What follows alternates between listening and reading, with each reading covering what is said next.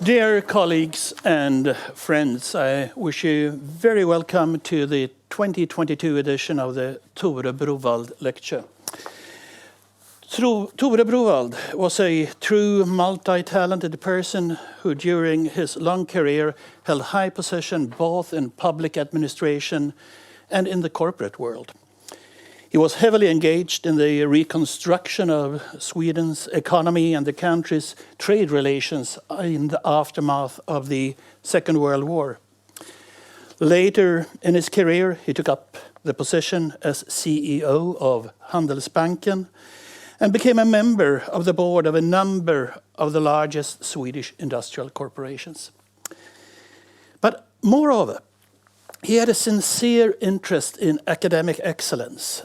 And in this spirit, the annual Tore Browaldh Lecture was established to further a qualified discussion on societal challenges in the nexus of economics, political science, and international relations. Since 1989, the Tore Browaldh Lecture has been held by a series of extremely qualified individuals such as Ralph Dahrendorf and Paul Krugman, giving their reflections on contemporary societal development.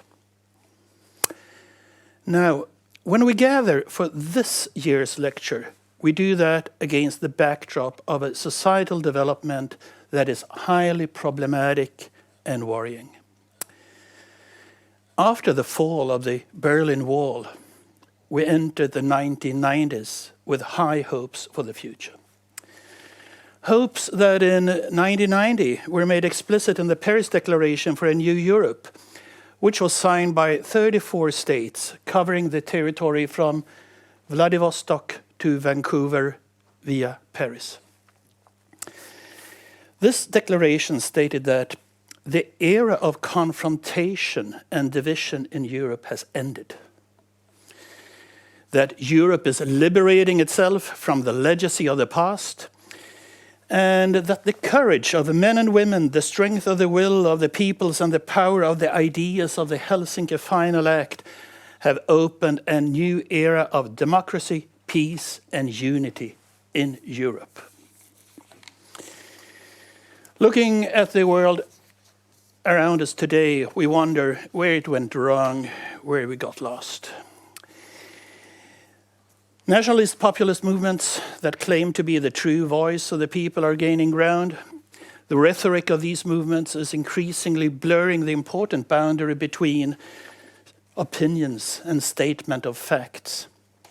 Half-truths, conspiracy theories, and outright lies are presented as being descriptions of reality, and the space for an open, reflective discussion on difficult issues is a risk of shrinking or being eliminated.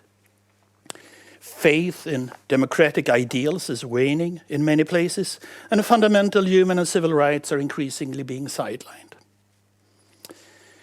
At the same time, established multilateral structures for international collaboration are being eroded, while imperial ambitions of authoritarian powers such as China and Russia are giving rise to powerful geopolitical tensions. In this environment, the role of academia is increasingly important. The fundamental ideal of academia as a free knowledge-seeking force with a responsibility to contribute to the development of society takes on crucial significance. And I strongly believe that to understand our present, we have a lot to learn from the past. However, this should not lead us to fatalism or historical determinism. Collectively, we have a power to shape our future. And against this rather dystopic backdrop, I'm very pleased that one of the most influential contemporary historians, Timothy Snyder, has accepted to hold this year's Tore Browaldh Lecture. Transitions, Empires, Time, and Unfreedom. At present, he holds the Levin Professorship of History and Global Affairs at Yale University. His historical work concerns Central and Eastern Europe, the Soviet Union, and the Holocaust. He has also written on US history, international relations, healthcare, digital politics, and political thought. His 15 books, which include Bloodlands and Black Earth, have been translated into more than 40 languages. His writing has created a strong societal impact, inspiring poster exhibitions, sculptures, a punk rock song, a rap song, films, a play, and an opera. His pamphlet on tyranny has reached a very large audience and has been quoted in demonstrations around the world. Professor Snyder's presentation, which we start very soon, will be followed by an open discussion where you're all invited to participate, both from the floor here in this lecture hall and through the Zoom chat. And the discussion will be moderated by my colleague, Professor Ola Olsson. Please, Professor Snyder, the screen is yours. Thank you very much, Professor Soderberg. Thank you very much to colleagues at the University of Gothenburg for this invitation. I wish that I could be in Sweden speaking to you personally, but I'm grateful that we have the chance to exchange ideas in the next hour and a half or so. As I think the introduction has already made clear, there's a certain basic tension which will and must exist in these remarks. On the one hand, it is my task, and it's a pleasant one, to try to reflect upon the past 30 years with you, to apply academic concepts, to try to make sense of things, to share this time together, meditating and thinking. On the other hand, I am, and I think we all must be mindful, that something very fundamental changed in Europe 12 days ago when Russia invaded Ukraine. And in these remarks, I will be working my way towards those events, mindful of them all the while. What I mean to say is that although I'm going to be giving a very broad and conceptual kind of argument, I think this kind of argument will, by the end, help us to see more clearly what is happening in Russia and in Ukraine, and to help us understand why Russia has invaded Ukraine and what it means. So let me start with my own title. I chose the title Transitions as a reference to the tradition of these lectures. The very first lecture in this series was given by Ralph Dahrendorf, who was in some ways a teacher of mine. I was a student at Oxford in the early 1990s when Ralph Dahrendorf was the master of St. Anthony's College at Oxford. And I took part in conferences that he organized. He was a guest at seminars that I attended. I heard him speak many times. And I remember in particular a book that he wrote, which I imagine was rather close in topic to the lecture that he gave, which was about the revolutions in Eastern Europe and what comes next. And that's where I want to start. I want to start, as has already been suggested in the introduction, I want to start with the revolutions of 1989, how we thought about them then, and where we might have gone wrong. So in Ralph Dahrendorf's book, which was called Reflections on the Revolution in Europe, in Ralph Dahrendorf's book, he had a certain caution. And his caution, which was quite correct, was that between 1989 and the achievement of democracy, there would be something like a veil of tears, a moment of economic suffering, and that this was inevitable, but that it would ultimately allow this transition to take place. Now, I want to respectfully note where Ralph Dahrendorf was certainly correct. The transition was more complicated than people thought. There was indeed a great deal of economic suffering. But I want to draw attention to what I think is a deeper problem in this whole framework, which is the notion of a transition itself. I think when we use the word transition, we are perhaps deluding ourselves about the nature of politics. Because a transition, I mean, a concept which makes sense perhaps in biology or in physics, may not really be appropriate to describe social and political change. A transition, after all, assumes that there is one fixed state and a second fixed state. And the only confusing and difficult part is getting from the first fixed state to the second fixed state. The only confusing and difficult part in this example is getting from a communist system to a democratic system. The problem with that way of thinking about things, though, is that it ignores time, which is going to be my major subject here. My major subject is going to be the politics of time.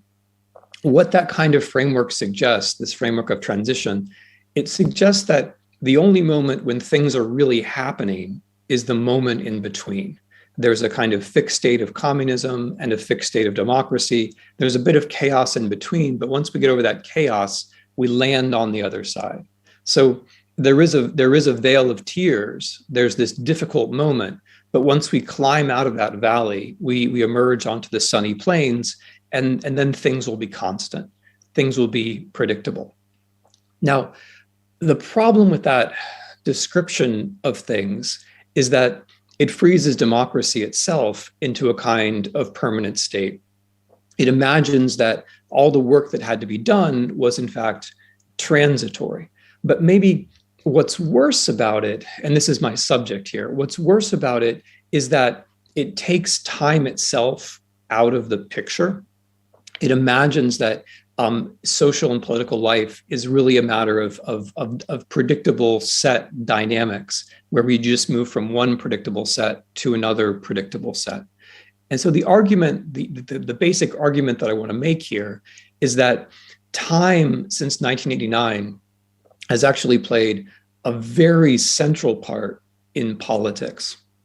And that in not noticing this, in overlooking the centrality or the significance of time itself to politics, we have ourselves enabled all of these undesired consequences of which we're now speaking, by which, of course, I mean the rise of nationalism, the weakening of rule of law systems, and finally, the consolidation of a certain kind of tyrannical system in Russia, which enables an entirely unjustifiable aggressive war against Ukraine.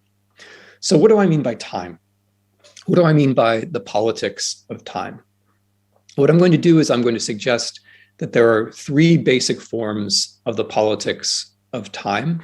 And then I'm going to show how these forms of the politics of time can help us to see more clearly what's happening in crucial examples, such as the United States or the European Union or the Russian Federation. And then I will move from there in the end to a description of the centrality of the politics of time in recent decisions by the leaders of the Russian Federation to make war against Ukraine. So let me start now abstractly by talking about the politics of time, then I'll move into the examples, and then I'll move into the war. So it's hard to think of politics and time together. Usually politics, especially in the 21st century, is all about the rush of things. It's about the day-to-day, it's about the moments, it's about the decisions, it's about the news cycle. But in a lecture like this, where we have time to reflect, I think it's important to take a deep breath and ask about the invisible parameters which guide our discussions at certain moments. And the invisible parameters, in my view, are the most important invisible parameters, have to do with how we think about time, or perhaps better, what we take for granted about time as we move through our political and social lives. I would suggest that a very important way of thinking about time after 1989 is inevitability, what I would call the politics of inevitability. So again, these frameworks are so broad and they're so all-encompassing that they can seem natural. And it's precisely because they seem natural that they're so dangerous. And it's because they seem natural that I have to now try to engage in a sustained effort to make them visible so that we can see the constraints under which we've put ourselves. So what does the politics of inevitability mean? The politics of inevitability is a scheme which says that the desired political outcome is a natural result of some kind of impersonal process.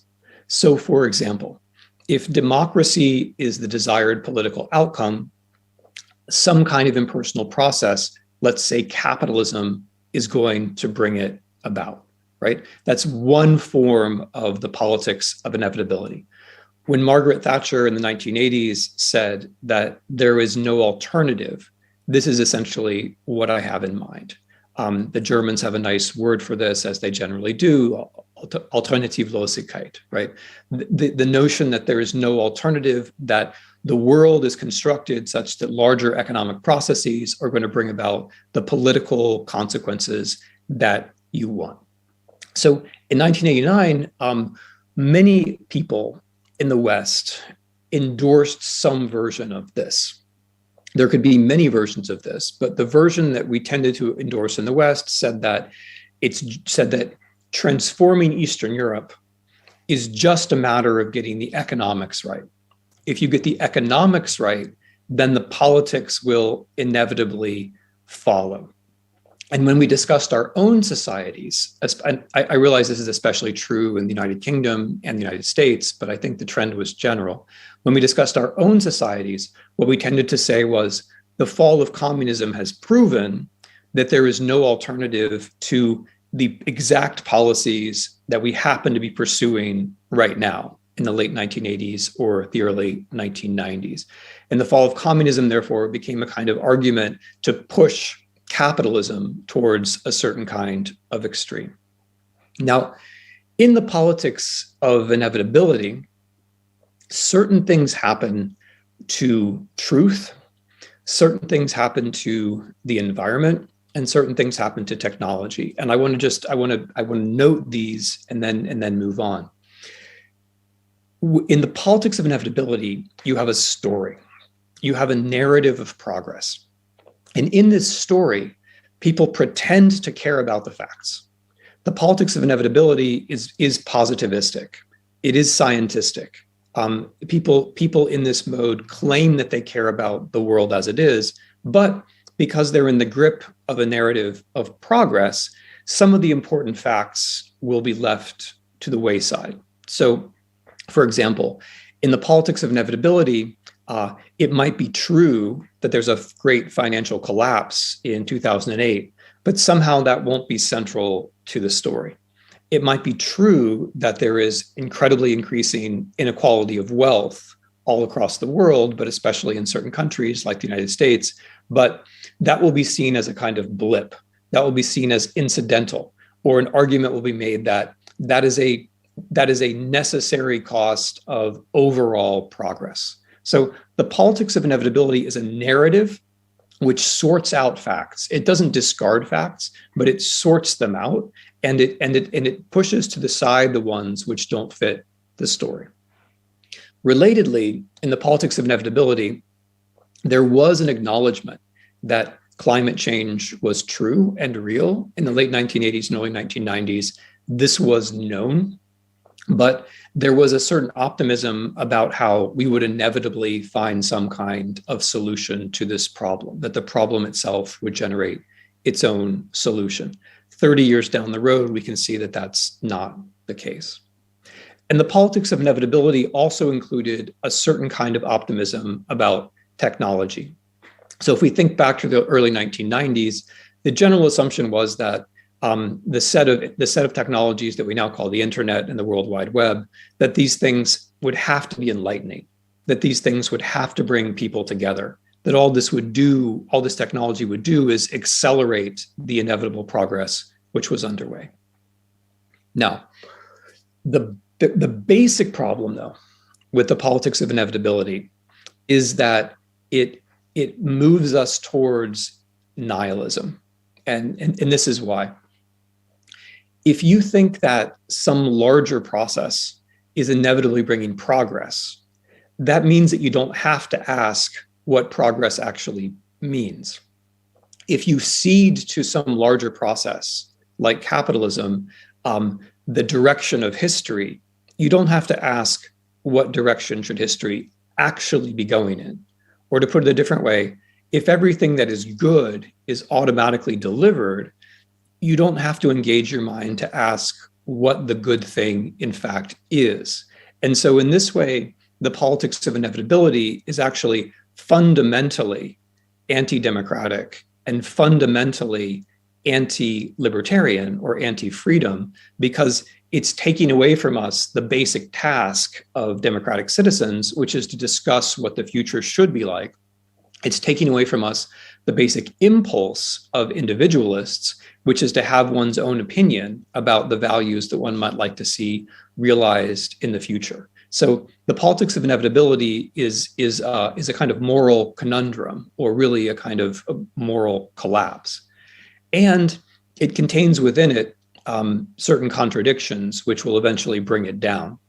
For example, if you believe that there's a story of progress, but there's accelerating inequality of wealth, the inequality of wealth is going to make it very hard for people to have progress in their individual lives. And so eventually, at some point, this story of progress will start to break down and seem implausible. What I want to suggest is that when the politics of inevitability, when the story of progress starts to break down, what happens is that it gives way to another politics of time, a politics of time which I think is quite important right now, and which we are experiencing or have experienced both in Europe and the United States, which I would call the politics of eternity. So if the politics of inevitability says time is like, it's like a vector, it's like a line going forward and upward all the time, in the politics of eternity, time has collapsed back upon itself. There's no longer a story of progress in politics. Instead, there's a story of a kind of loop backwards in time, a cycle backwards in time to a moment when we were great, to a moment when our country was pure, to a moment when we controlled what was going on, to a moment when people who looked like us were in charge. And perhaps most importantly, the way the politics of eternity works is that by constantly conjecturing about a moment in the past when everything was right, when everything was pure, when everything was true, what the politics of eternity does is it separates the world into us and them. Back then, we were in charge and everything was pure and good. And insofar as anything bad has ever happened, that's because they have come to us. They have spoiled our system. They have changed things. So in the politics of eternity, the crucial concept is actually innocence. There's some world back there where we were always doing the right thing, where evil was always on the other side of some border, where things were simple. And that this kind of politician, a politician of eternity, thrives by constantly invoking that past, by invoking the innocence of his people, the real nation, as opposed to the guilt, which is all on the other side. Now, this kind of politics, this politics of eternity, makes more sense to people when social mobility has slowed or stopped. When the future seems out of reach, then a move towards the past has a kind of political plausibility, as we've seen in a number of cases. And this move to say that politics is not about a better future for everybody, but about us and them, of course, we know can be very effective. And the politics of eternity, then, it pushes certain developments that began with the politics of inevitability further to their next logical state. So if in the politics of inevitability, facts were narrated into a certain shape, in the politics of eternity, facts no longer matter at all. All that matters in the politics of eternity is how we feel, whether we feel ourselves to be right, whether we feel ourselves to be good, whether we feel ourselves to be innocent. There is no truth, there's only emotion, which means that a politician of eternity is very much a master of spectacle, someone who's able to control media or at least exploit media. In the politics of eternity, the very important facts about climate change are forgotten or minimized or simply denied. The world is just a world of feeling. It's a world which has to do with the past. There is no future really to be concerned about. The disaster that's coming is beyond our reach. And likewise, in the politics of eternity, technology, rather than being something which allows us to be more ourselves, is something which pins us down. The politics of eternity takes advantage of and exploits quite consciously the way that social media in practice works in our minds, which is to focus us on the things that we believe already, to get us concentrated on the people who deny the things that we believe already. The whole politics of eternity is actually driven by the way technology, or at least social media technology, turns out to collaborate with our minds. So a good politician of eternity is not just someone who knows how to use social media, it's also someone whose real live politics work very much the way social media works. Gathering attention, defining the enemy, working very quickly, but never leaving a kind of eternal present, never thinking about the future, right? That the future is simply gone.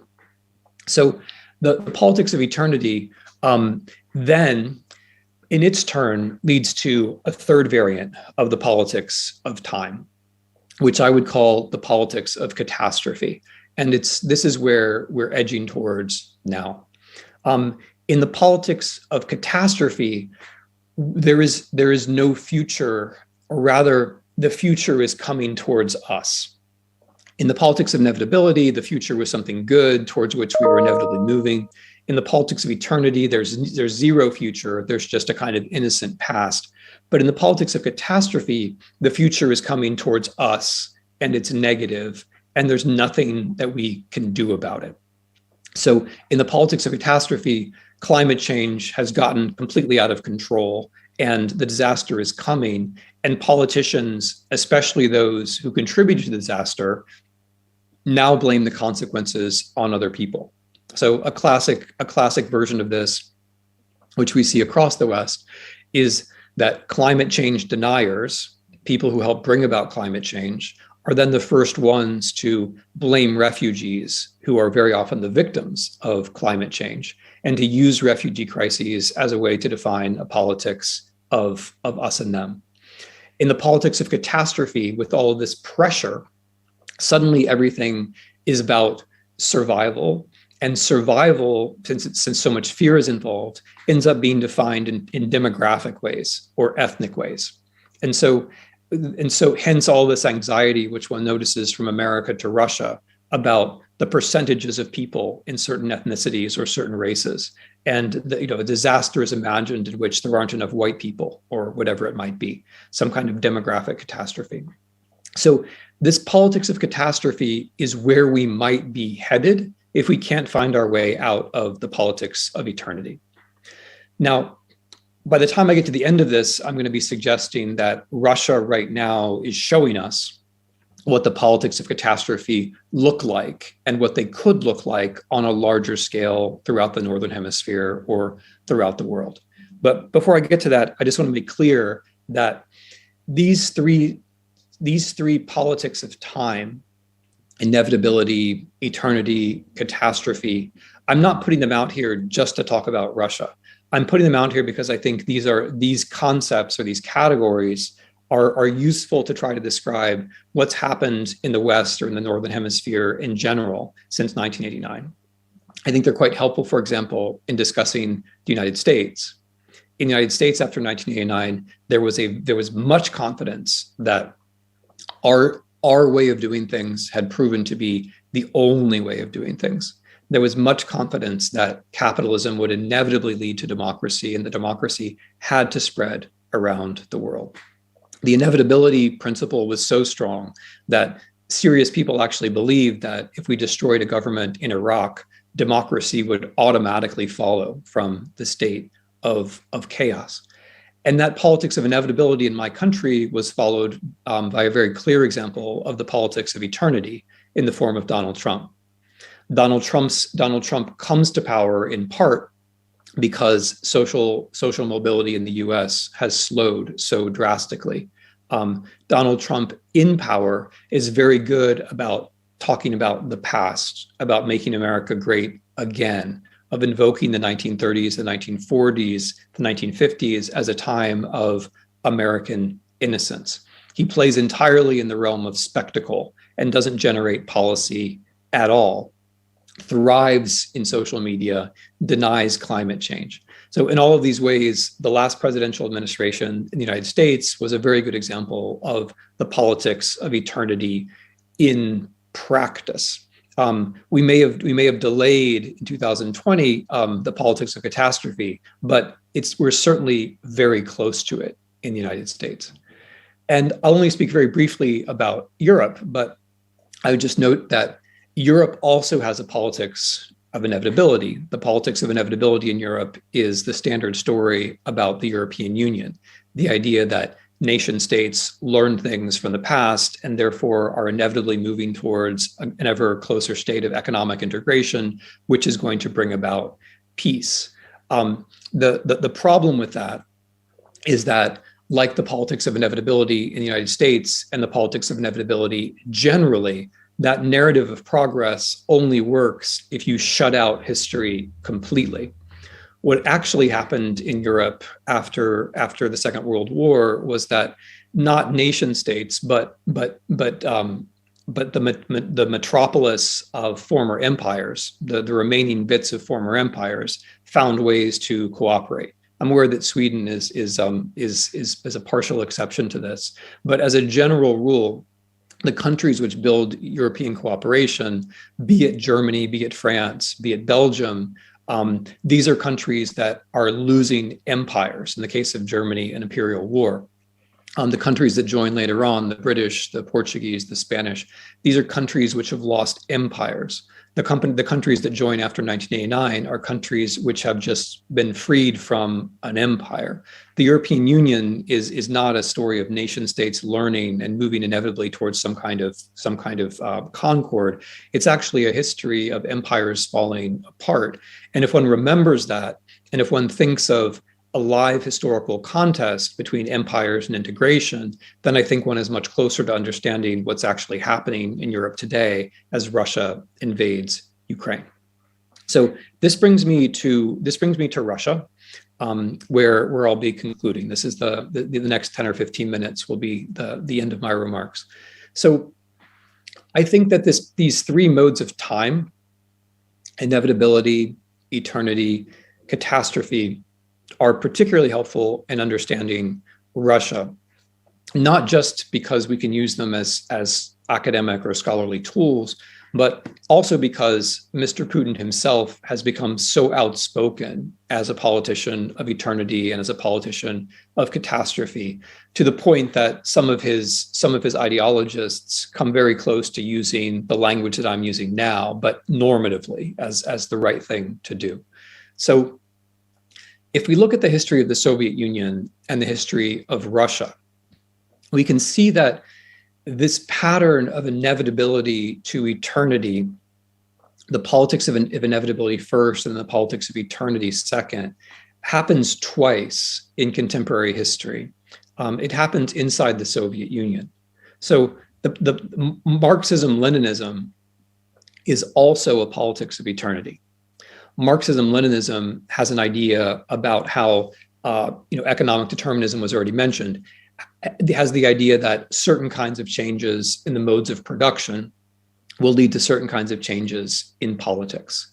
And in its primitive form, in its Leninist or in its Stalinist form, this takes the idea of this becomes a kind of mechanical or automatic idea that A will inevitably lead to B, right? So the Soviet Union itself is founded on a kind of politics of inevitability. And of course, you understand the irony here. It's very ironic that when the Soviet politics of inevitability fails completely, the capitalist world picks up the politics of inevitability and basically imitates it and then has some of the same problems. But so the Soviet version of the politics of inevitability also fails. By the 1960s, 1970s, the Soviet version of modernization has petered out. In the 1960s and 1970s in the Soviet Union and Eastern Europe, there is also a tremendous problem of social mobility where people do not understand how a story of progress can be correct when there's no progress in their own lives, when the children of workers remain the children of workers. And so in the Soviet Union, we also find a kind of shift from a politics of inevitability to a politics of eternity, which takes place under Brezhnev. So under Leonid Brezhnev in the 1970s, an important corner is turned where there's no longer so much talk about how there's a bright communist future. Instead, Brezhnev speaks of really existing socialism. In other words, he's saying to the Soviet people, what we have is really about as good as things can get. In other words, there is no alternative. This is the best of all possible worlds, and this is as good as it gets. And then that was accompanied by, again under Brezhnev in the 1970s, it was accompanied by a cult of the past.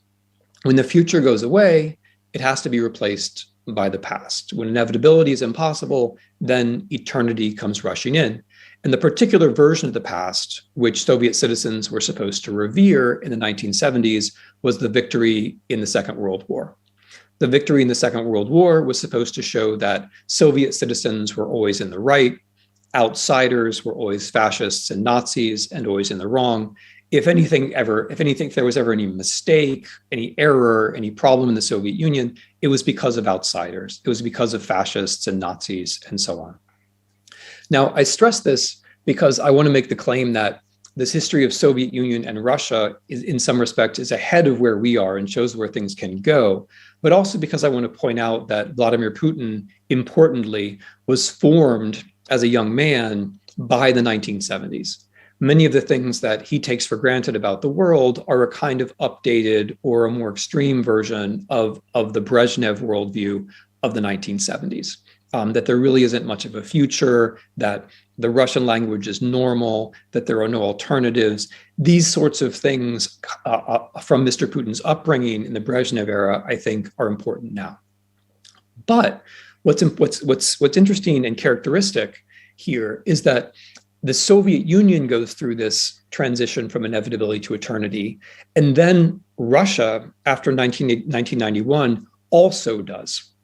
There's a politics of inevitability in Russia in the early 1990s, which is partly the fault of the West, which is to say that if you just get the economic transition right, the political transition will follow, right? Again, this fundamental mistake that there's only chaos and messiness around the so-called transition, but you can get from a state of communism to a state of democracy just by getting the economics right.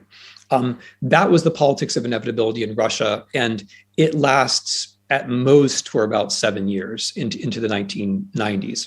And it shifts very quickly under Mr. Putin to a politics of eternity. What Mr. Putin has done since coming to power in Russia in 2000, but especially in the last 10 years, since 2012, has been to be a kind of pioneer of the politics of inevitability. What Mr. Putin has been able to do more successfully, more ambitiously, and I think more coherently than Mr. Trump has been to make the politics of eternity normal, to make it normal that we don't imagine that the state is to make policy for the future, but that the state is rather there to make legends of the past, to normalize a situation where wealth inequality is so extreme, so grotesquely extreme, that the few men who control most of the wealth of the country are actually the same few men or the same man who runs the state. To make normal a situation where a great power exists essentially as a hydrocarbon oligarchy, where the hydrocarbon oligarchs are actually in charge and therefore are bound to be committed to a world of climate change and the disaster of climate change.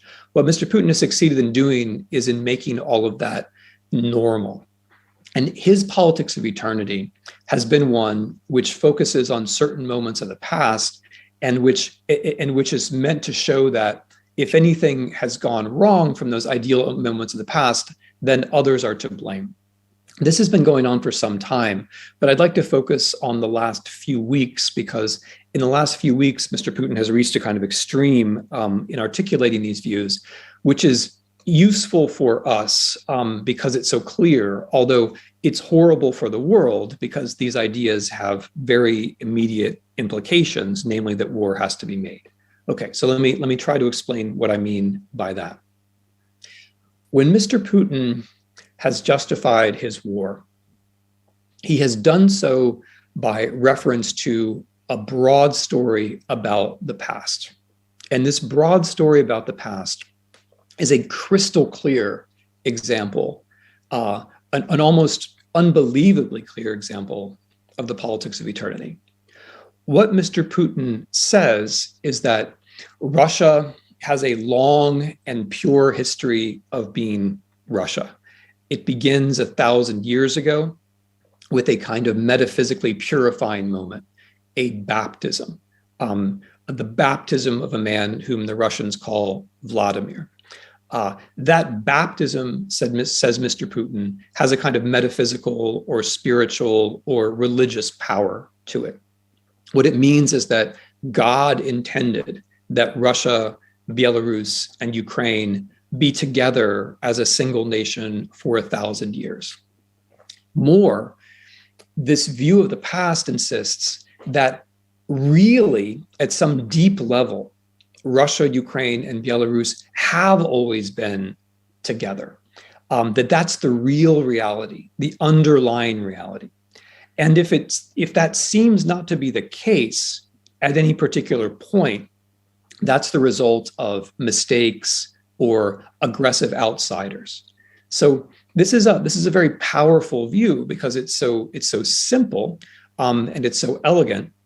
And some of its power resides in the fact that it's all about the past. So politics is about restoring some kind of imagined purity to the nation. It's not about messy matters of policymaking or the future or health or COVID or anything like that. It's about, politics is only about restoring the purity of this vision. So, I mean, along the way, there are certain details that Mr. Putin addresses, but they're all in the same spirit of discarding the facts that might make this vision seem problematic. So, whenever you argue with Mr. Putin's view of history, you have to be very careful because what he's saying is not ultimately a claim about history. It's ultimately a metaphysical notion of unity, of innocence, in which the facts are just there to be discarded or, if necessary, to be violently suppressed, which I'll say more about in a moment. So Mr. Putin, when he speaks or writes about Ukraine, insists that Ukraine is artificial. It's not real. It's a creation of Austrians or Germans or Poles or a few intellectuals. It's a misunderstanding. That's what Ukraine is. And this view of Ukraine, that it's a kind of misunderstanding or it's an example of the hostile influence of outsiders, that's the politics of eternity. The politics of eternity says we're together, we're innocent, it was always this way, it should always be this way. And if it isn't this way, then it's the result of some malign influence. It's a result of something that doesn't belong there. So essentially, Mr. Putin has claimed for himself the right to say what is the real reality, the underlying reality, and the things which don't seem to fit that reality, they have to be eliminated by words or by deeds. So when Mr. Putin says that Ukrainians are not a real nation or that the Ukrainian state is not a real state, he's affirming the coherence of this vision of the past, this politics of eternity. But he's also claiming for himself the right not just to deny, but to actively strip away, destroy any facts which might make it seem as though there is a Ukrainian state or there is a Ukrainian nation. Which brings us very close now to the actual Russian war planning for the invasion of Ukraine. The idea, the motive, the purpose of this war is to destroy the Ukrainian state and to destroy the Ukrainian nation in the precise sense of undoing Ukrainian state institutions, arresting, rounding up, and killing the political and civic leaders of Ukraine, which would include pretty much everybody who's been involved in things that Putin would define as being inconsistent with his overall vision. So it would mean all activists of the Maidan, anyone who is prominent in Ukraine, anyone who's resisted this invasion, and so on. And so you see how a vision of unity becomes a justification for violence, because the world as it is has to be corrected so that it matches this eternal vision of what Russia is supposed to be.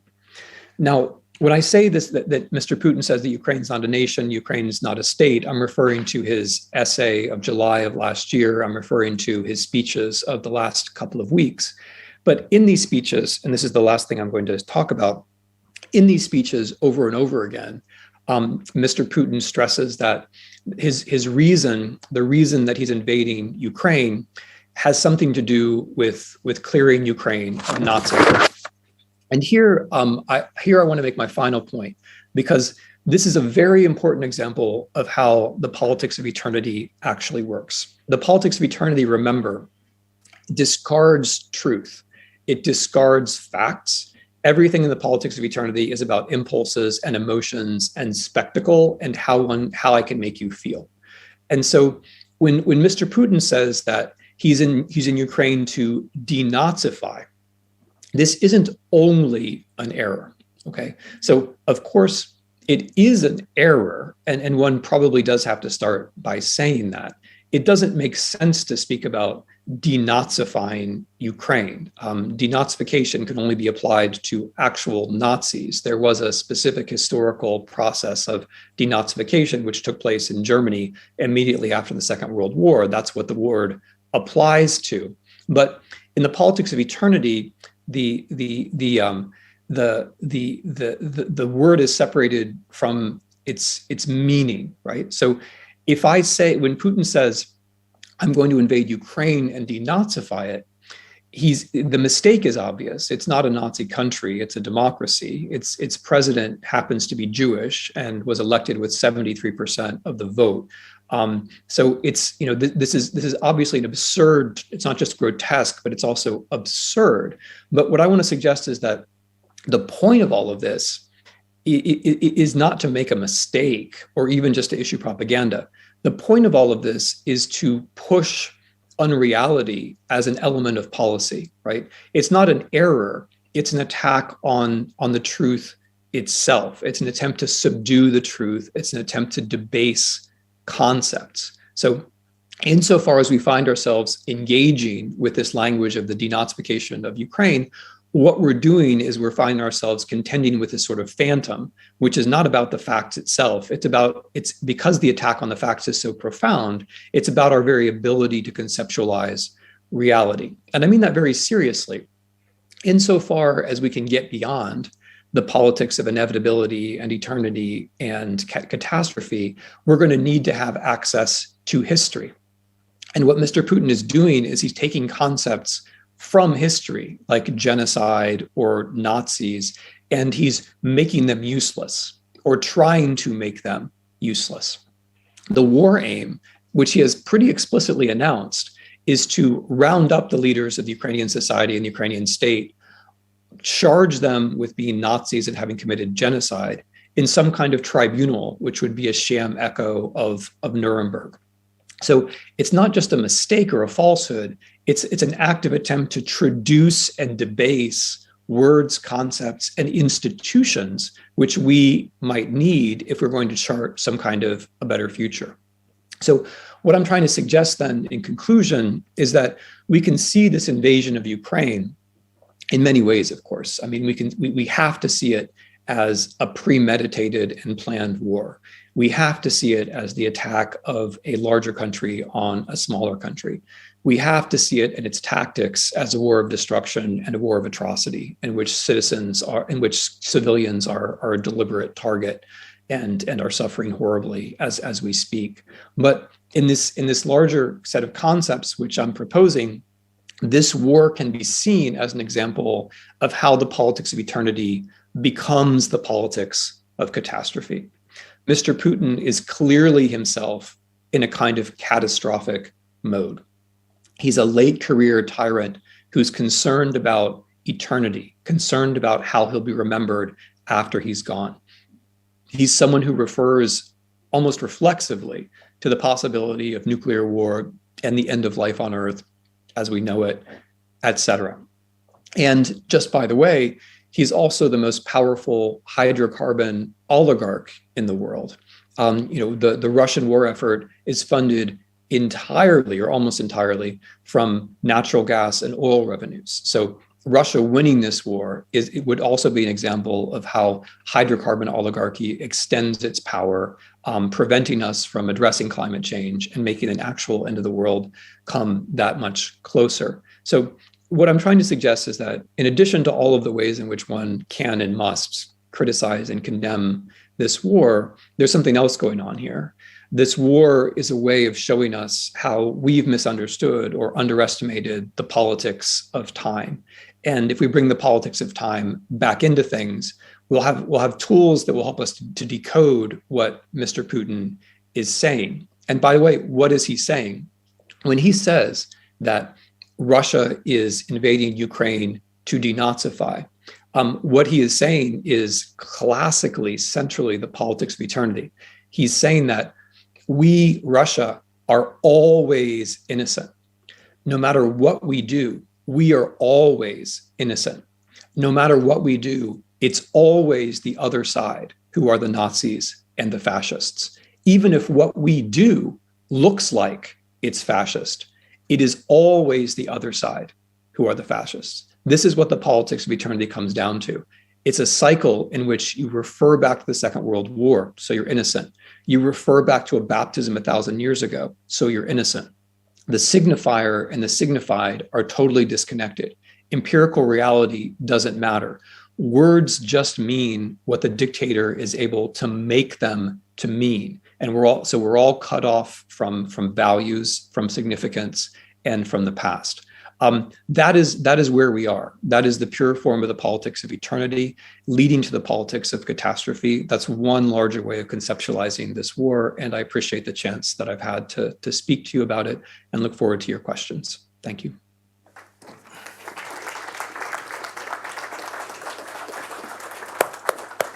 Thank you very much, Professor Snyder. Thank you for a thought-provoking presentation, giving us analytical tools to understand the politics of time. And just a first question which comes to my mind during your presentation. I'm just going to get a glass of water. Just Sure. give me 15 seconds. I'm sorry. Just give me a glass of water. Excuse me. And that concerns the three stages in the slippery slope of politics of time. The politics of inevitability, eternity, and catastrophe. And listening to you, it seems that if we start out in the politics of inevitability, it will follow that we will get into this, the politics of eternity, where the demarcation line between facts and opinions is not there to be any longer. And that will inevitably lead to the politics of catastrophe in a longer term perspective. So my question really is, what can we learn from history to avoid this slippery slope? Yeah, no, thank you. That's a very pointed question. I appreciate it because it brings out the whole point of this lecture, which is that ideas matter and intellectual history matters, and it's our awareness of ideas and our ability to extract ideas from the ferment around us, which allows us to be free. In other words, allows us to see these frameworks and thereby get out of them, right? So it's not my suggestion that the politics of inevitability has to lead to the politics of eternity. It is that the politics of inevitability, when we don't see it for what it is, creates processes which are likely to point us in that direction. And one of those processes precisely is the instruction that we receive that there are no alternatives. Once you are taught that there are no alternatives, you as a person lose the habit of thinking about alternatives. once you are taught that all the good things in the universe will be brought to you automatically, you lose the mental habit of considering what values are yours and how you might combine your own values and how you might imagine your own future. So the politics of inevitability instructs us that things have to go the way that they have to go.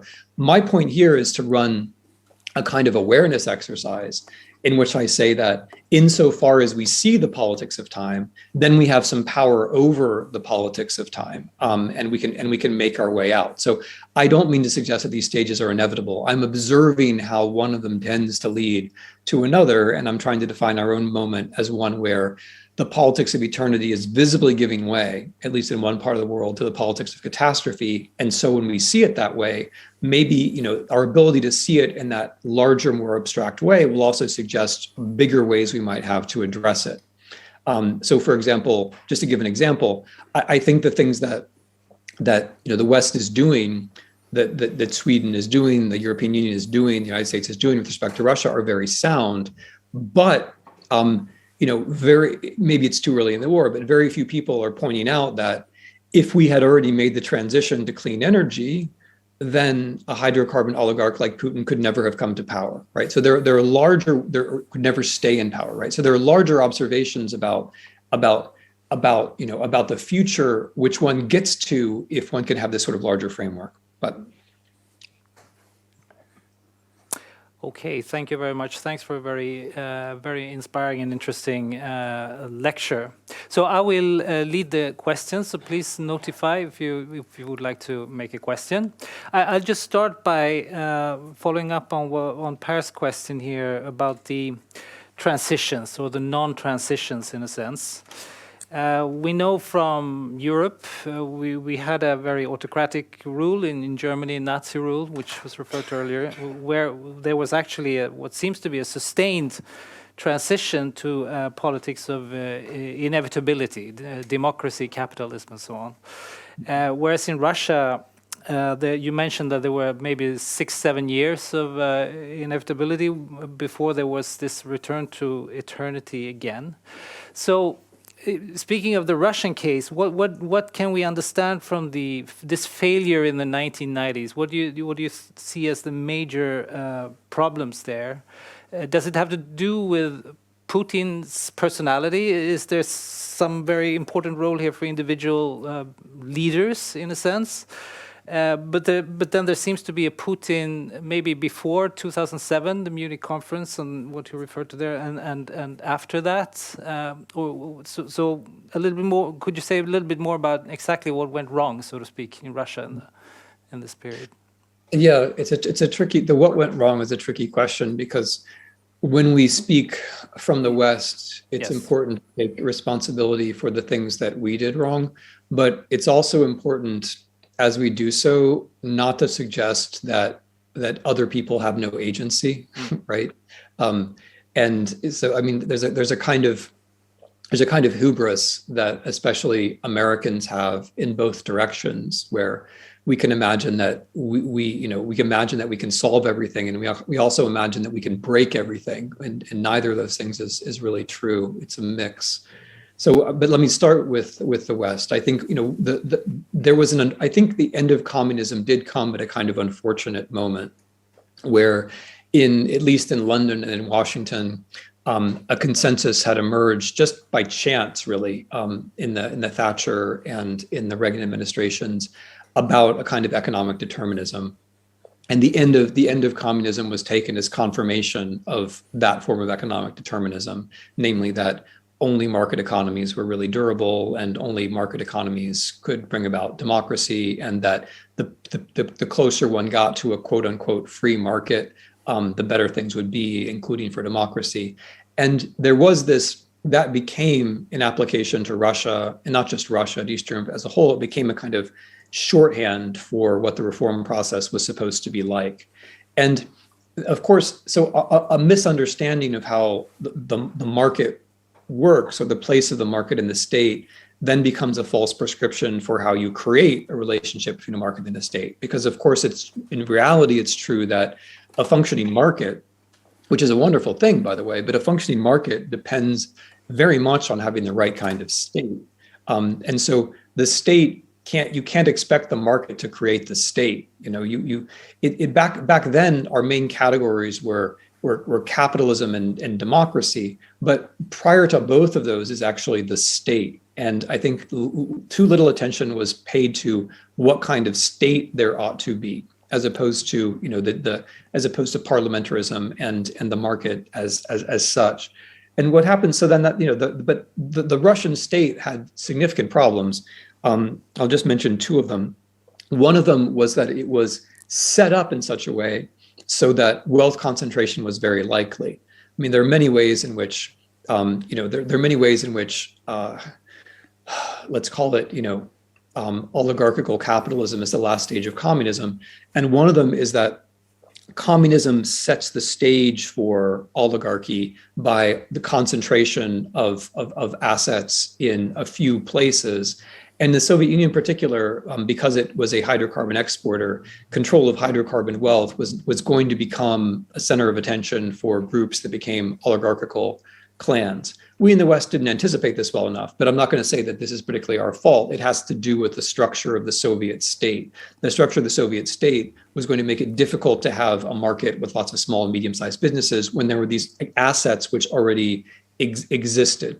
And there's a kind of, deep, if you like, dialectical irony to this, because what Marx thought was that capitalism would build up the big enterprises and then all socialism would have to do was take them over. And in fact, what happened in the Soviet Union anyway was that socialism built up all these big enterprises and then all the oligarchs had to do was take them over, and then you had oligarchy. And then the second problem with the Soviet state, which you allude to, I think, when you mentioned Mr. Putin, is the predominance of the secret services, the kind of mental, psychological predominance of the secret services, their definition of politics as being a constant provocation. So if you're in the KGB, what you're very good at probably is in getting the other side to do the things it doesn't want to do. You're not so good at managing the world. You're terrible at that probably, but you're very good at managing somebody else's perceptions of the world. And to make a long story short, as Mr. Putin has risen to power, that's what politics has become. He came to power at a very dubious moment when buildings exploded in Russia in a way which wasn't explained, but which he defined as a Chechen terrorist attack and began a war on Chechnya. That sets the pattern. There isn't going to be domestic policy made in Russia. Instead, there are going to be a series of events which can be blamed on other people. There'll be a series of provocations. There'll be a series of spectacles.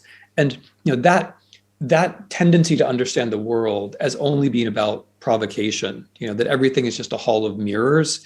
And so all that matters in politics is to hold the mirror in the right direction. It's never actually about making anything or creating anything or caring about people or setting up rules, et cetera.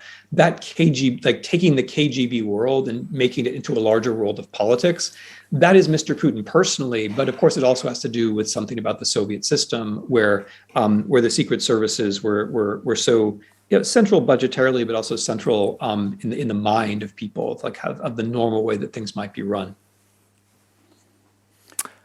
I have a question here from Christina Reimann. Having grown into the politics of inevitability of the European Union, I was intrigued by your note about the EU being a complicit of collapsing empires, which has not been sufficiently taken into consideration by its makers. Could you please expand on this? Okay, so I'll do it in three parts. Mm-hmm. The first is the myth. So the myth of the European Union is that Europe is a bunch of nation states, and those nation states fought a war, the Second World War, and then they learned that war was bad, and then they started this integration process. That's complete nonsense. That never happened. What happened was that European empires learned that empire was impossible. And the German defeat in the Second World War is simply a very striking example of that. The German war in the East was an imperial war. It was a colonial war par excellence, whose main target, by the way, was Ukraine. Colonizing Ukraine was Germany's main war goal in the East. So Germany loses an imperial war, And at that same time, it begins this integration process with several countries, but most importantly, France. De Gaulle turns to Europe famously as he realizes that France can't keep up its empire. That's the turning point that in the early 60s, and that is true for everyone. There aren't European nation states. I realize I'm talking in Sweden, and you guys are, to some extent, an exception. But in general, all of these places that drive the European integration process, they're substituting Europe for lost empires. That's true for Belgium. It's true for the Netherlands. It's true for everybody. And then after 1989, that's true as well, but in a different way. Instead of it being the metropolis of an empire, it's now the periphery of an empire. But Europe is still basically a solution to empire. It's an answer to the question of what you do after empire. This whole cover story about how we learned from Second World War that war is bad is just not true. I mean, European countries kept fighting wars until they lost them. The Dutch, the French, the Portuguese, the Spanish, they didn't lose their empires because they decided war was a bad thing. They lost their empires because they lost wars and had to go back. So there's a much messier story of the European Union, but this is my second point. It's much more fruitful if we see Europe for what it is, because if you understand that it's a place to go after empire, then you understand why it's worked so well and why it's important. It makes much more historical sense. It makes much more historical sense to say that you substitute a European trade zone and a European identity for an imperial trade zone and an imperial identity than to seriously imagine that a bunch of people, learned a lesson about pacifism. And if you understand it that way, then you also understand why people want to join the European Union, right? When Spain or Portugal and so on want to join the European Union, it's not just that Spain and Portugal are becoming democracies. It's also that they are losing their empires in Africa. Those things happen almost at exactly the same time. When Poland or Czechoslovakia want to join the European Union after 1989, it's because their leaders understand, and in fact, they say it this way, that the nation state alone isn't going to be able to make it. The nation state, if the nation state is going to exist, it has to be as part of this integration process. And by the way, this also helps us to understand Ukraine. I mean, you might be asking yourself, in the middle of this war, a war in which you could very easily be killed, why is Volodymyr Zelensky, the president of Ukraine, talking about the European Union and formally applying to join the European Union? It's because Ukrainians understand this basic reality, which is that the European Union is there to help shore up states as empires fall. The real alternatives in Europe are integration and empire. So that's the myth, and that's the history. And then the third thing I would just want to say is about the future. If Europe is going to have a future, then it has to have a story which isn't only about 80 years ago, right? That story about the Second World War is only partially true, and it's also a very long time ago. But if Europe is about what to do after empire, if it's about making a certain way of life plausible, then you can see, if you're Macron or if you're Olaf Scholz going to Versailles this Thursday to think about what to do about Ukraine. If you have this larger image that, Europe is there as an alternative. It's not just a collection of nation states. It's an alternative to an imperial way of being. It's an alternative to inequality and exploitation. It's an alternative to all of that. Then you have a language with which you can start thinking about why you would want to admit Ukraine, but not just admitting Ukraine. I mean, it's a language that's more suitable for the future in general. Okay, we have a question up there. Yes, can you hear me? Thank you so much for a wonderful talk. I think that I and a lot of other people tried to get our heads around why Ukraine. Why is it that Ukraine is attacked? And I was thinking about how important Ukraine was in the Soviet Union to secure the food supply. So how do you think the fertile soils of Ukraine play a role in this today? It's a wonderful question, and it's historically, of course, as you say, very well authorized. The famine in Ukraine in the 1930s under Stalin has to do with this. Stalin's version of modernization was that I'm quoting him now, we have to colonize ourselves. So we have to, so I mean, the whole time when I'm thinking about the European Union as a imperial project, I'm also thinking about the Soviet Union. Stalin's view was that we have to colonize ourselves. We have to self-colonize. We have to internally colonize. And the main territory which was to be colonially exploited in this paradigm was in fact Ukraine, for the reason that you give, because Ukraine's Black Earth was the most fertile territory, or among the most fertile territories of the Soviet Union. And the attempt to exploit it rapidly, and then Stalin's decision to blame Ukrainians for the consequences of his own decisions, led to about 4 million people dying. And then likewise, as I alluded to in the talk, the German plan for invading the Soviet Union rested on the idea that the agriculture of Ukraine could be controlled and the agricultural surplus could be diverted westward, thereby supplying the German people and a German empire in Europe forever. That was the basic idea. Lebensraum meant above all Ukraine. German war planning imagined that most of the inhabitants of Ukraine would be driven out or starved, and that Germans would dominate a much more sparsely populated land where the necessary number of Ukrainian or other Slavic laborers would work on collective farms for Germans. That was the idea. So those are two very colonial ideas. And then, of course, you're right that later in the Soviet Union, when the Soviet Union was exporting grain, much of that grain did in fact come from Ukraine. That's all true. And I'm sure it's also true that were Russia to actually dominate Ukraine politically, that at some point it would start to draw a profit from grain. I don't think that's practically going to happen, because I don't think that outcome of the war is possible. I don't think Russia is very likely to be in a state to exploit Ukrainian agriculture. But I guess answering your question, I don't see that motivation in anything that Russian leaders are saying.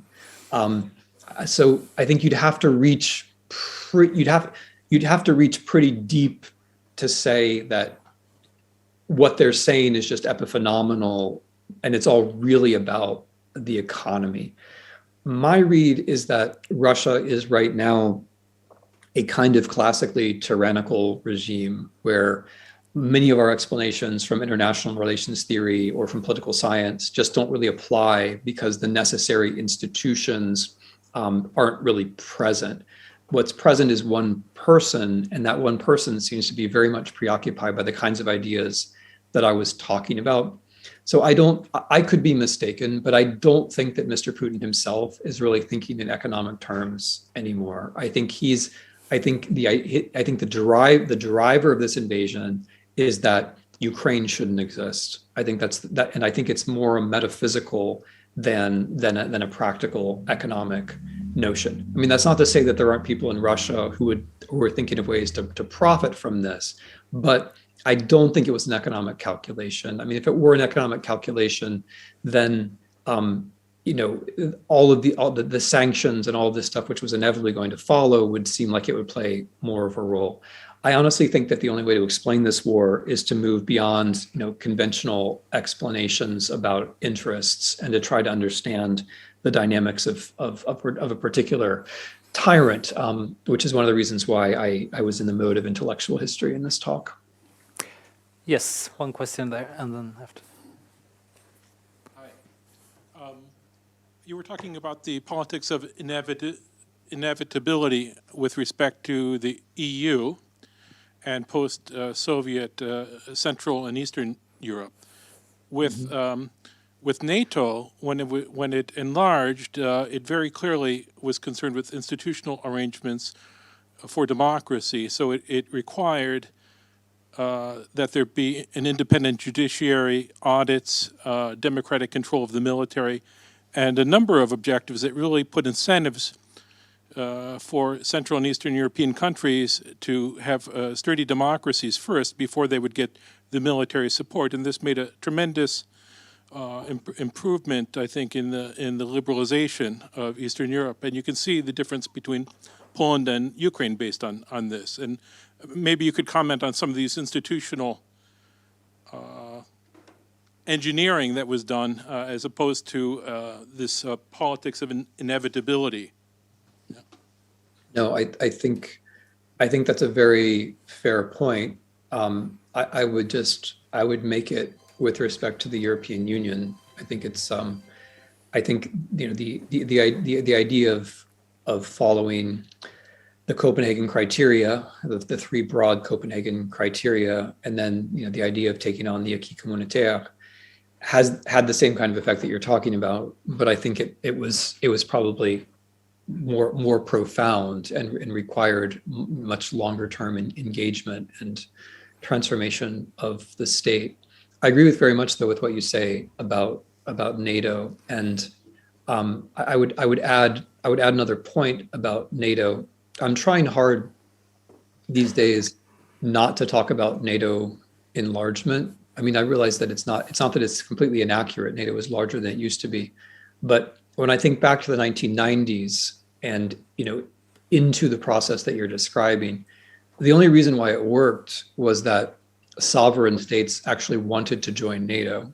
So, and they wanted to join NATO largely for democratic reasons, which is that their populations cared about their own security and therefore wanted their leaders to pursue NATO membership.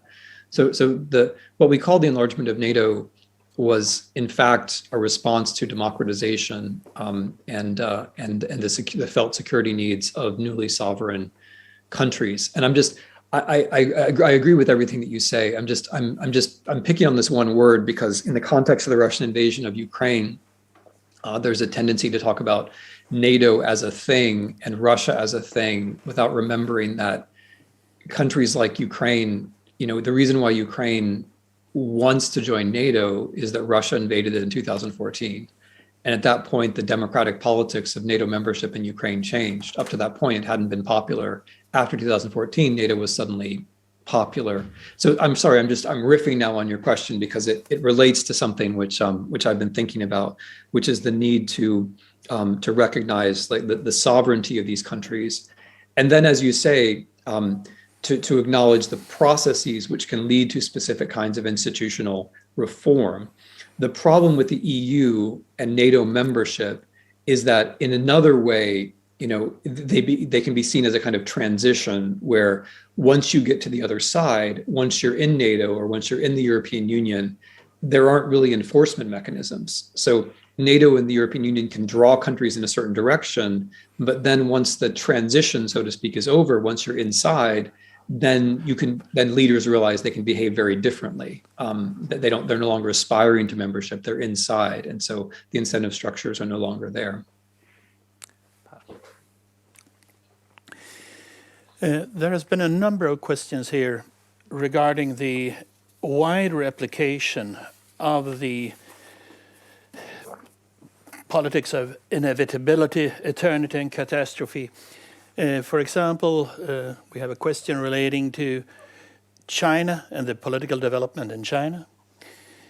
There could also be, I would say, that the same kind of concepts could be used, for example, when it comes to the development of the Islamic State, which certainly seems to me as an extreme variation of the policy of eternity. Could you please comment a little bit on, so to say, the applicability of these concepts? Are they general, or do you see them as closely knitted to the political development in Europe and Russia?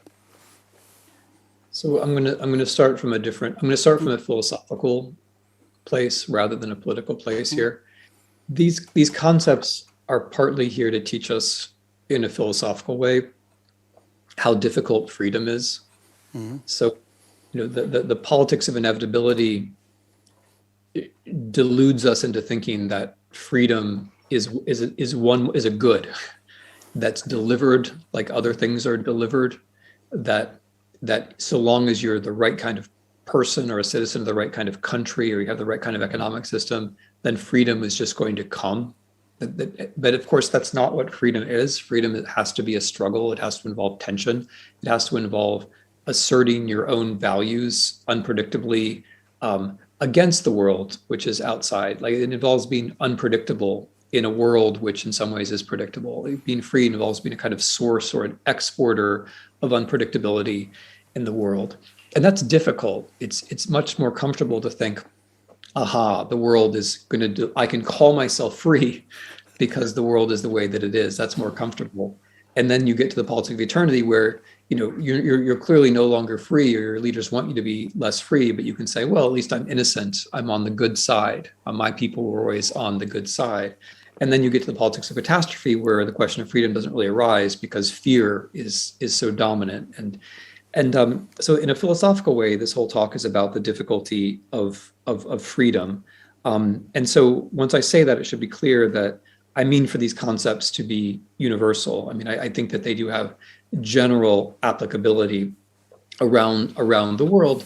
But what I can't do as me is build up the case empirically for the Islamic State or for China, because I don't have the languages. I don't have the particular knowledge.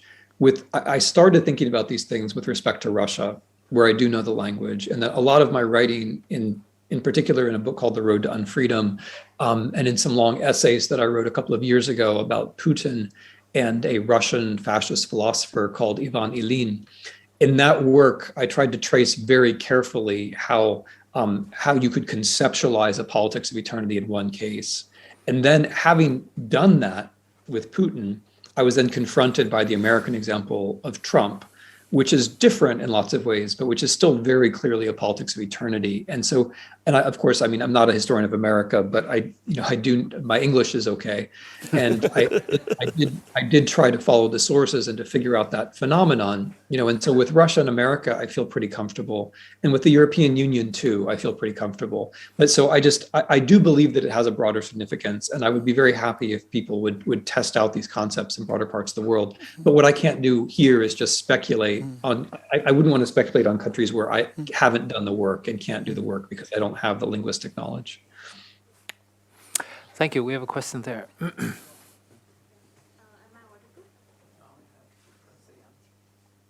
Can you hear?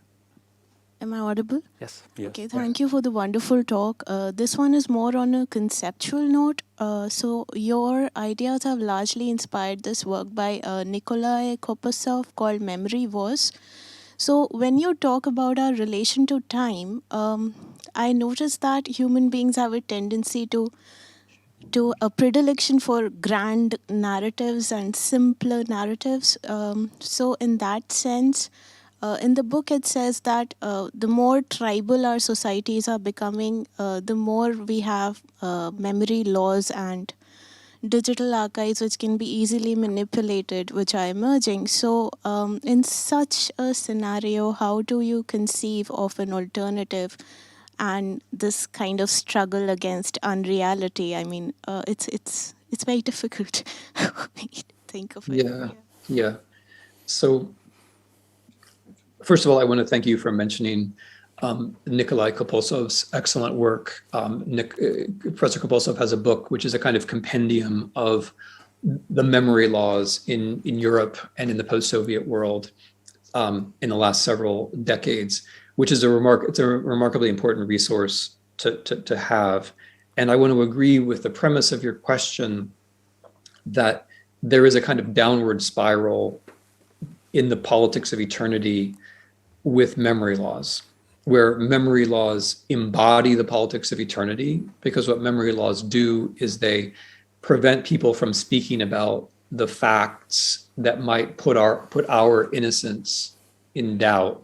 So they codify the politics of eternity, but then they also deepen, socially speaking, the politics of eternity by how they affect the press and how they affect media and how they affect education, and perhaps most profoundly, how they affect the child rearing, the world that children come into. Because the moment when you figure out what you should be criticizing is the moment when you're young. And so I'm obviously not, I'll talk about Russia for a moment, but I think, as an American, I should note that this phenomenon of memory laws has become very widespread in my country since Donald Trump's defeat in 2020, and it's not a coincidence. There's a direct organic connection. Mr. Trump told this lie that he had won the election, and this lie is connected to American racial politics, to the idea that, white people are always right and black people maybe don't deserve the vote. And this lie has been used as a justification for efforts to suppress the vote in a number of American states. And when the people who are suppressing the vote, they say, well, this has nothing to do with race. We're just trying to make sure that things are kept, strictly enforced. But the whole history of the United States of America shows, or at least the last 125 years, show that the people who suppress the vote, they always say that all they're trying to do is keep things orderly and so on and so forth, right? So then the memory laws come in, and the memory laws say, okay, now it's criminal for teachers to talk about the history of race in the United States. And so without the history of race in the United States, you don't have the basis to understand what a voter suppression law is. And so without that basis, the voter suppression laws stay in force. And thanks to voter suppression laws, white candidates are favored deliberately, and everything is mutually confirmed. So with Russia, what's been very striking, and my colleague, the historian Fran Hirsch, just wrote an article about this in Lawfare about a week ago. What's striking is that just prior to the invasion of Ukraine, the Russian memory laws were sharpened. It's a crime in Russia to talk about the period 1939 to 1941, which is the period of the Nazi-Soviet alliance. And the criminal penalties for talking about that period were significantly increased right before Russia invaded Ukraine. And it's not hard to see why. I mean, it's not just that period, 1939 to 1941, is a period which is very awkward for some kind of story about how Russia is always innocent and always on the right side and so on and so forth, right? I mean, Russia helped begin the Second World War. That's a bit of an exception in that story. But more particularly, during that period, 39 to 41, both Hitler and Stalin were doing the kinds of things that Putin is doing now. That is to say, they were saying other nations are not real, other states are artificial, we have to invade countries to rescue our ethnic brethren. That was the kind of standard politics of 1939. And making it a crime to talk about that obviously makes it easier for Putin to do the kinds of things that he is mean to do. How do we get out of this? I mean, I have a really simple answer, which is history. I forgot to say this, but one of the things that the politics of inevitability did was to totally devalue history, because this is a sort of painful personal memory for me, and it's kind of been my whole career has been, pressing up against this, that if you believe in the politics of inevitability, then the past doesn't really matter, right? The past is just decoration. You don't need to know the facts of the past because you know the overall pattern, right? You know that everything, whatever the complicated, messy details were, they're all forming this nice, clear shape now. They're all moving towards this inevitable state of capitalism and democracy. And that radically devalues history, right? I mean, history just becomes part of this story, part of this inevitability story. And that 30 years of treating the details of the past as though they didn't matter, that seriously reduces people's ability to think about the future, because our practice for thinking about multiple futures is knowing about the strangeness of the past and knowing that there were multiple things that were possible in the past that didn't actually happen.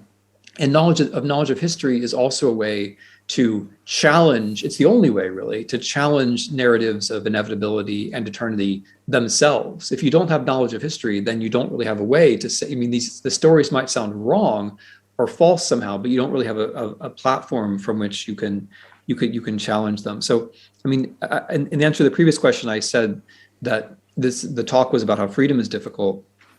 I guess my fundamental answer to your question would be that it's also a talk. This has also been a talk about values, because what inevitability says, inevitability, eternity, and catastrophe, they all have in common that their capacity to push the values aside. Inevitability says it doesn't really matter what's good because the good thing is coming anyway. And then eternity says there is no good. Good is just how you feel. And then catastrophe says evil is coming, right? It's coming for us all. So, I think the fundamental answer has to do with resuscitating, politics of freedom, which is about values, and in which we understand that civic participation is about values and imagining values and projecting them into the future. That may not be a practical enough answer, but I'm afraid it's the best I've got. Thank you very much, Professor Snyder. If the policy of inevitability erases history, like the end of history was declared in 1990, and then we had the return of history, and the return of history then getting into a policy of eternity. But where we are today, if we look at the development in Europe today, are there any possibilities to get out of this without ending up in not only the policy of catastrophe, but also a true catastrophe in a meltdown of any attempt to create a European peace order? So, for example, can you see any possibilities for a negotiated solution when it comes to the conflict in Ukraine today? Well, so let me start. I'll start narrowly with that and then move more broadly to the broader part of your question. Yes, I don't actually think so. If given that the war is senseless, then presumably there could be a peace which is sensible, right? Given that the reason, the war isn't really about interests. And so the moment that anyone starts to care about interests, a peaceful solution, I think, would not be difficult. I don't find it at all difficult to imagine a solution whereby the Russians could say, we got something, the Ukrainians could say, we got something. I think for the Ukrainians to say that we got something, the European Union has to act to open to open the way towards European Union membership. I think if you're Ukraine, and you've just suffered this completely unjustifiable and destructive war, for you to get out of that, you have to have some kind of path. And that path, I think, has to be towards European Union membership. I'm not making the case that they deserve it. I mean, they eminently deserve it. They're the only ones who are fighting for a European order. But my case goes beyond the fact that they deserve it. I think as part of a peace settlement, the European Union is going to have to lean forward and say, when this war is over, we are going to offer this to Ukraine. We're committing ourselves to this now. And I think that step should be taken at Versailles day after tomorrow. I think that should happen when the European heads of state and government meet on Thursday in Versailles. So I don't want to go into the details of how I think this would work, because I don't want to sound like I'm telling Ukrainians what to do. But no, I don't. So long as it's about interests, I think it's not difficult at all to imagine Russia and Ukraine both walking away and saying we got something out of this.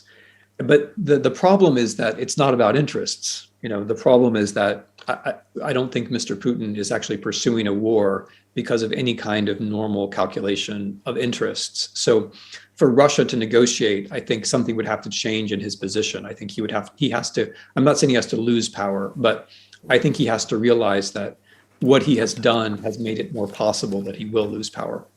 Because I think, we're looking at someone who's in that stage of life and political career where he's concerned about being in power for the rest of his life. And he's hyper concerned about things that threaten both his power and his life.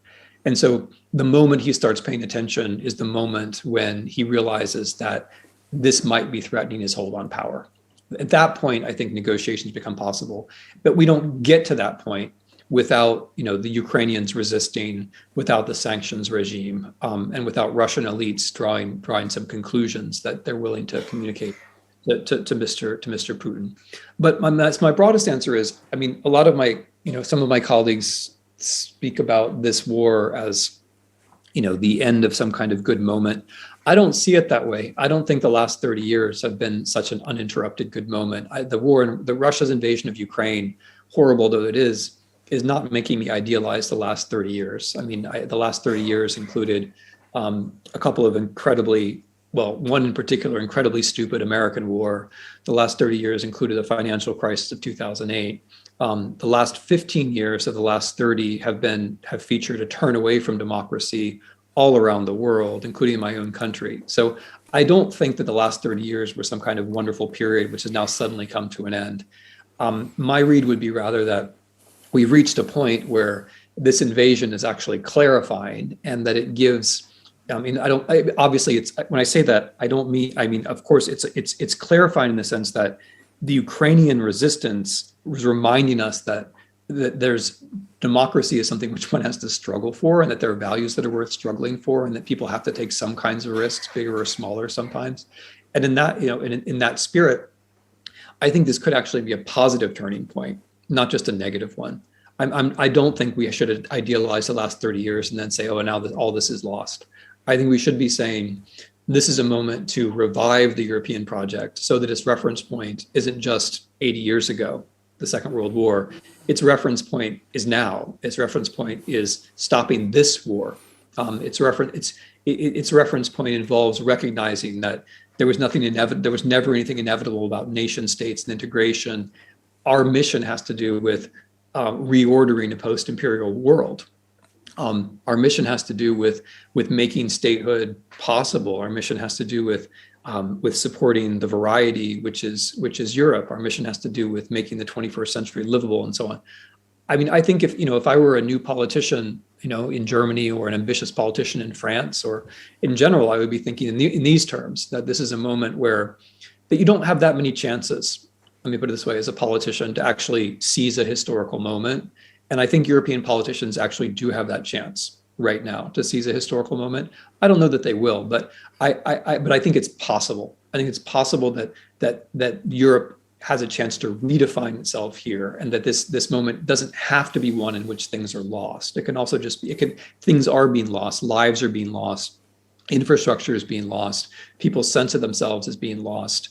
I'm talking to my friends in Poland who are hosting Ukrainian refugees, and they speak of like the combination of trauma and courage. I'm talking to my Ukrainian friends every day in their basements or wherever they are, and I too am struck by this combination of trauma and courage, and this willingness to go on and to do something to help other people. I think we don't have to think of this moment, horrible though it is, as just a moment when things are lost. I also think that it might be a moment in which things are reconceived, and in which a European project is redefined. But in the spirit of my answer to your question at the very beginning, your wise question at the very beginning, that of course is not inevitable. It depends upon how we think about things. Like, can we get our brains away from the ridiculous propaganda that Russia is using? Can Europeans rise above for a moment the way they're used to talking about themselves and catch a moment and say something new and fresh about it? I think they can. I'm not saying they must, but I think they can. Thank you very much. And our time has come to an end. Thank you very much for coming and visit us here in Gothenburg, albeit on a distance. It's certainly been a very thought-provoking, dynamic discussion, which will leave a lot of mental and intellectual traces here in Gothenburg. And we really hope that we will see you in real life here in Gothenburg in the not too far distant future. So thank you very much, Professor Snyder, for being with us. Thank you.